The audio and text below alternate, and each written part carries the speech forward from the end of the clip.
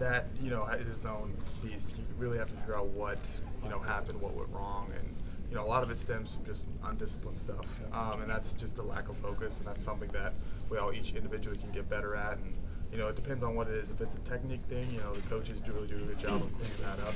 If your hands are outside, but stuff like offsides and penalties like that, we just got to be focused throughout the game. That's an everyday thing. How frustrating is that the moment after you see the flag when you know? Oh, it's very frustrating. I mean, just because it's not so much that you obviously know you're wrong, but everyone in the stadium knows you are wrong, and everyone at home knows you're wrong. So it's a humbling experience, but it's fire for doing things right. You like to relive it on the good, the bad, and the ugly? Yeah, definitely. I mean, you like to relive the good stuff, not so much the bad and the ugly stuff. But it's good to know what what you did wrong, what you did right, and that really benefits us. If you're not giving 100% effort, you need to be called out for that, or if you're not doing everything you should be doing, it's good to kind of just expose you in front of the whole team and really know what you can be doing better. What are some of the bigger issues you have on this team? Because I know Nick said that trying to keep you guys from not getting too. Right. Well, there's a lot of things. I think the biggest thing now would just be leadership. I mean, that comes up every single year. It's not so much that we don't have leadership. We do have it, but it can always get better. Leadership, consistency in play, and I think just overall, from an offensive standpoint, just being consistent, moving the ball. I mean, we're very good, as you guys can see, but we need work. I mean, everybody needs work, and this is going to be a really great week for us to get better against a really good Lafayette opponent. You guys had one of the lower rushing totals in 4 years. Exactly, yeah. What do you think was behind that? Well, I think Texas A&M's defense was really good, as you guys saw. They had a very good front seven, and they were experienced, had great players, and we struggled at times to move the ball against them, and that's something that we're kind of glad that happened. So we know what we're doing wrong. We're able to look at the film and say, okay, we're not getting double teams right, or our tight ends aren't sealing the edge, or something like that. And we're able to look at that and see what exactly we're doing wrong. So. It's a multitude of things, but we'll get it corrected, and hopefully we'll play better next week. What does Isaiah Buggs bring to this team from an energy standpoint? Right, a lot of fire. I mean, he's an energy starter for us.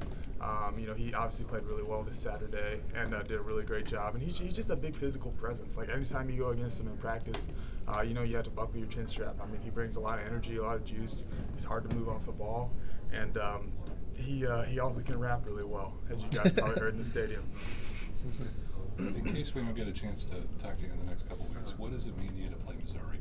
Oh man, I mean, it's obviously what I want to say is it's like any other game, but I'm not exactly looking at that yet. We have a lot of good opponents with Lafayette and Arkansas coming up, but obviously I've been looking forward to that one for a long time, but I can't look at it just yet because we have two really good opponents coming up. You guys can lock Hale in for Missouri week. Oh, okay.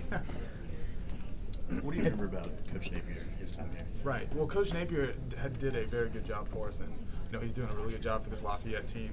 He always brought a lot of energy, a lot of knowledge to the wide receiver position. He taught me a lot of things, and I really enjoyed working with him. He's doing a really good job there, and I'm sure he knows a lot of the stuff that we do, so that'll pose an extra challenge for us. But hopefully we can come out on top because he's got a very well coached ball team. Have you ever come close to that wall in the end zone? No, I don't think I ever have. I saw that happen, and that's kind of one of those things that's like, well, maybe I guess no one really realizes it's there until something bad happens. But I've never come close to that. But when you look at it, you're like, wow, that's kind of close. But I mean, it's just a fluke thing, one in a million type thing. Nick said he likes to see guys like you score because you do a lot of dirty work but don't get recognized. What was it like for you getting in the end zone not once but twice? All right, well, it was obviously awesome. A lot of fun, and what a great place to do it, like Bryant Denny, in front of great fans. And I just can't thank my teammates enough for doing a great job. Obviously Tua for throwing two great passes, the offensive line for blocking, and the receivers for running great routes. Getting me open, and that's something that it was really special to me, and it just really felt special. Especially during my senior year. I can't think of a better time to do it. So just awesome. How different is it? Couple more do you feel like you're being utilized this year, especially you and Irv, really, the tight ends in the passing game especially? Right. Well, I think we have so many great wide receivers that it's really opening, plays up for Irv and I because obviously they're keying on guys like Smitty and Ruggs and Judy. and I think that's really giving us opportunities. And you know, guys like Irv who get that ball in their hands, they're playmakers. You know, they're electric. They can make the most out of it. So we're just happy with whatever comes our way, and luckily we've had a ball a little bit more than years past, and we just got to keep making plays, and hopefully they'll keep coming. You talked about